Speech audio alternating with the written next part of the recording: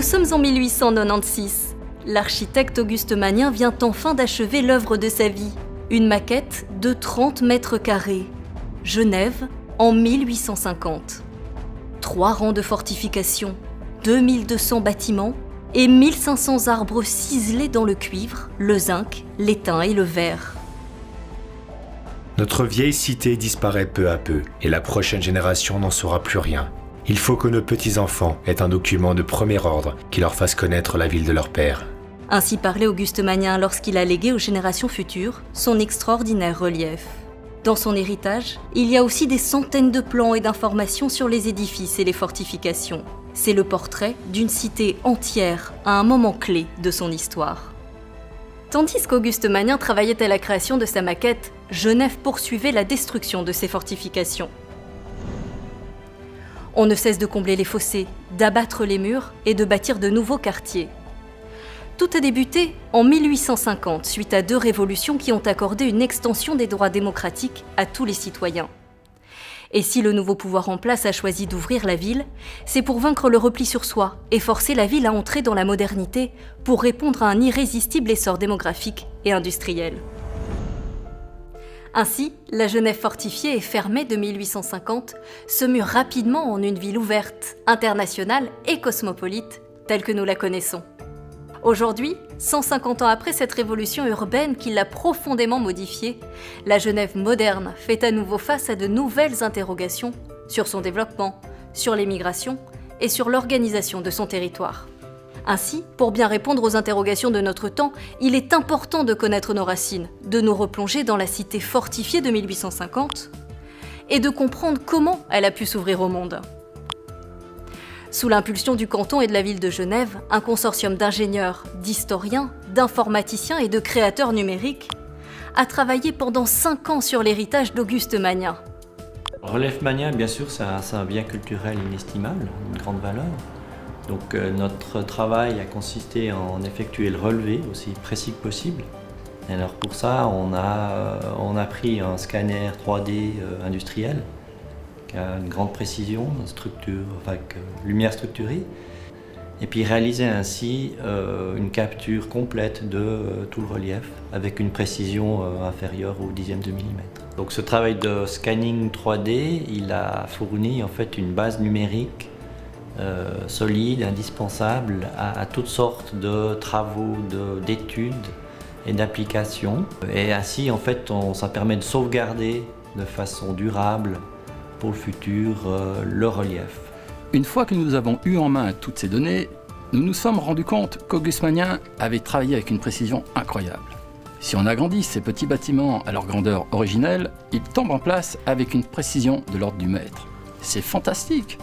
Aujourd'hui encore, nous ne comprenons toujours pas quelle technique de géométrie il a utilisée pour faire sa maquette.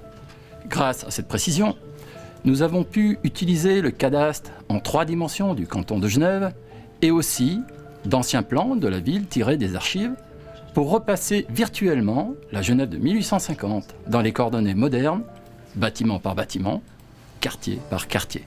En bout de chaîne, la direction de la mensuration officielle, plus communément appelée le cadastre, s'est assurée de la qualité de l'ensemble de cette masse de données 3D de la Genève 1850, pour s'assurer qu'elle soit complète et juste sur le plan géométrique. Il faut notamment qu'elle respecte les principes de la charte d'éthique de la 3D afin de les intégrer dans le système d'information du territoire genevois. Une fois ce travail de numérisation et de mise en place réalisé, des historiens de l'Office du patrimoine et des sites, un archéologue et des botanistes des conservatoires et jardins botaniques ont finalement contribué à donner à la ville de 1850 un aspect plus réaliste.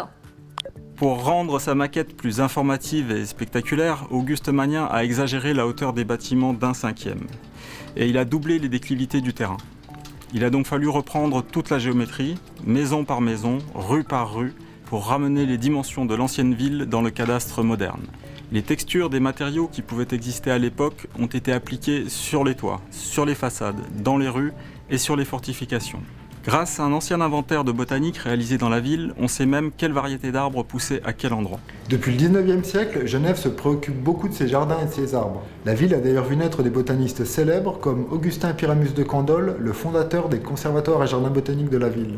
Pour réaliser l'inventaire qui illustre la maquette manienne, nous sommes basés sur des images d'époque. Gabriel Lénard, par exemple, illustrait le parc des Bastions ou la rampe de la Treille à l'aide des premiers procédés photographiques. Nous sommes même allés plus loin qu'Auguste Magnien.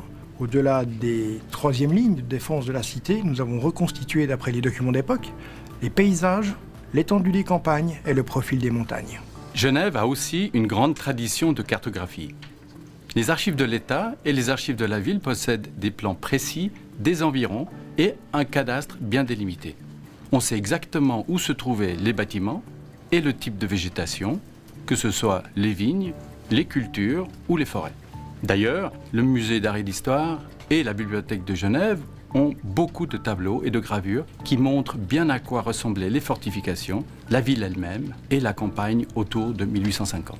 Les informaticiens du projet ont développé de nouveaux algorithmes afin que chacun puisse visiter l'ancienne cité en 3 dimensions et en haute résolution avec un ordinateur et une connexion Internet tout à fait ordinaire et sans devoir télécharger de logiciels particuliers.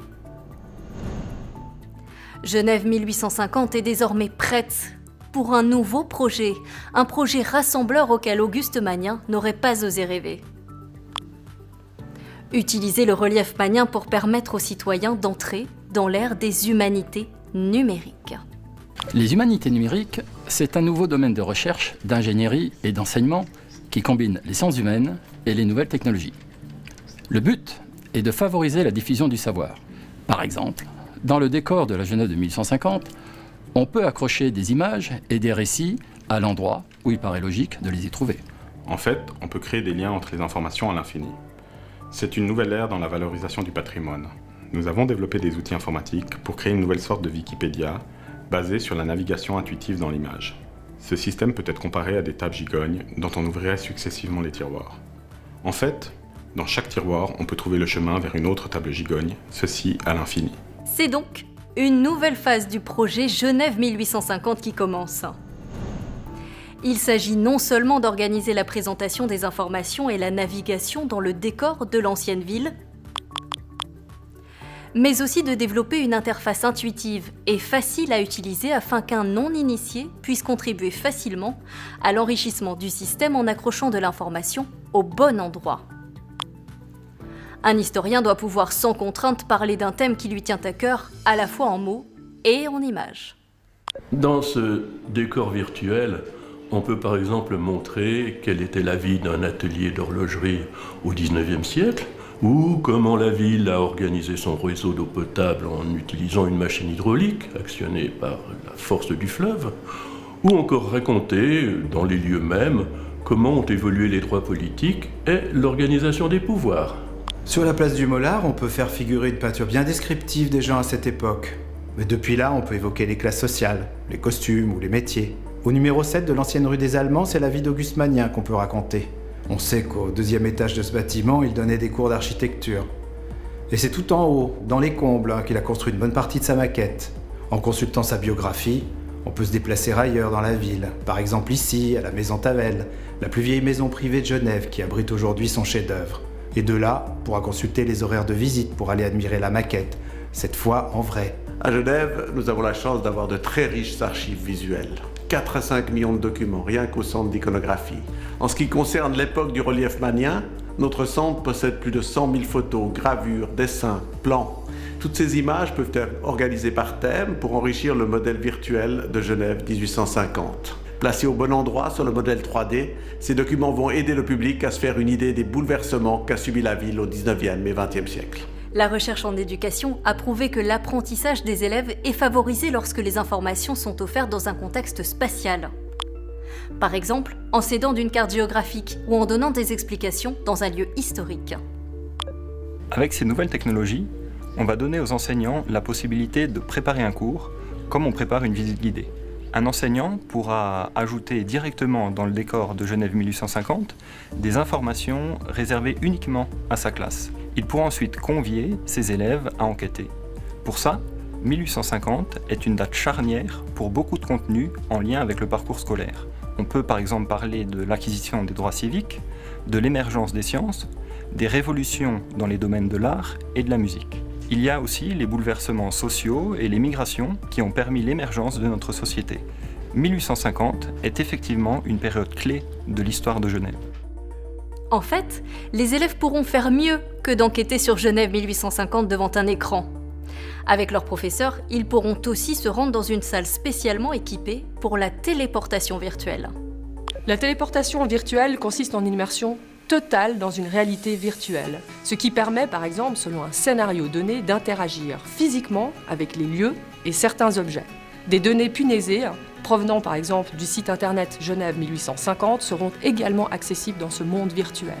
Dans une grande salle spécialement équipée, un peu comme celle derrière moi, pourront se téléporter et interagir simultanément jusqu'à 8 personnes en même temps. La puissance immersive de cette technologie est telle que cette expérience de réalité virtuelle leur laissera l'impression d'avoir remonté le temps, le summum pour un professeur d'histoire. Les nouvelles technologies mises en œuvre pour sauvegarder et valoriser le relief magnien sont une belle démonstration du savoir-faire suisse en matière de rigueur scientifique, de précision et d'innovation.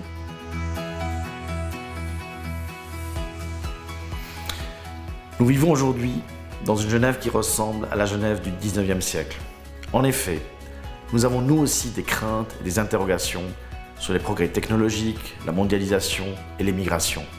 Bien au-delà du vœu d'Auguste Magnien de servir aux générations futures, Genève 1850 se définit comme une plateforme ouverte, participative, capable de s'enrichir des savoirs et du patrimoine de la cité. Genève 1850 offre donc à tous les citoyens un moyen de mieux connaître et partager leur passé pour se projeter dans l'avenir. Nous entrons pleinement dans l'ère des humanités numériques.